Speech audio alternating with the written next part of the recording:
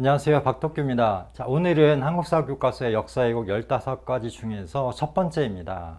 제목이 뭐냐? 식민사가는 비판해도 식민사학은 비판하지 않는다. 여러분, 식민사학이라는 말을 들어보셨나요? 식민사관에 대해서는 고등학교 한국사 교과서 같은 경우에는 약간의 비판이 있습니다. 약간이란 말은 뭐냐면 그 이병도에 대해서 굉장히 긍정적인 이야기를 합니다. 예를 들면 지학사에서 나온 고등학교 한국사를 보면 이렇게 얘기를 합니다. 실정사학에 영향을 받은 이병도 등은 진단학회를 조직하고 한국사 연구에 힘썼다. 이들은 철저한 문헌고증으로 한국사를 객관적으로 서술하려 하였다.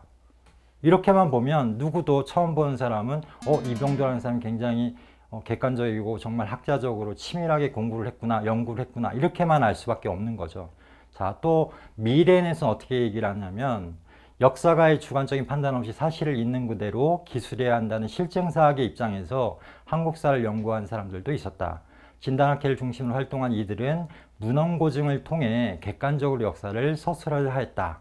이 말을 들어보면 또 마찬가지로 이병도에 대한 이야기인데 객관적인 역사서술, 문헌고증 이런 말을 씁니다.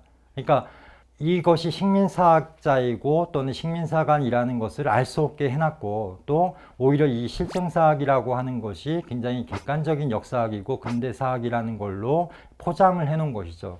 그런데 실제로 이들은 식민사관의 앞잡이였습니다. 쉽게 얘기하면. 그래서 우리 역사를 일본의 시각으로 식민지배의 역사로 만드는데 굉장히 큰 도움을 줬던 사람들인데 이들에 대한 비판이 전혀 없이 객관적이다, 문헌고증이다 이런 말을 함으로써 이걸 처음 듣는 사람들에게는 마치 이들이 뛰어난 학자처럼 이들의 학설이 굉장히 객관적인 것처럼 이야기를 하는데요.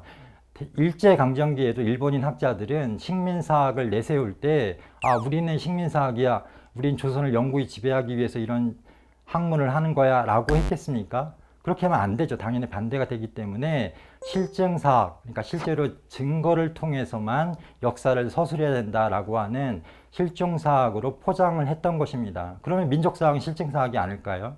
민족사학도 마찬가지로 철저한 문헌고증을 바탕으로 했고 또 객관적으로 서술을 하려고 했기 때문에 민족사학도 모든 역사학은 다 사실은 실증사학인 것입니다. 그런데 이러한 어떤 비판의식, 문제의식을 갖지 못하게끔 사실은 이 식민사학에 대해서는, 식민사학자에 대해서는 전혀 비판하지 않는다라는 게 바로 이제 문제점입니다.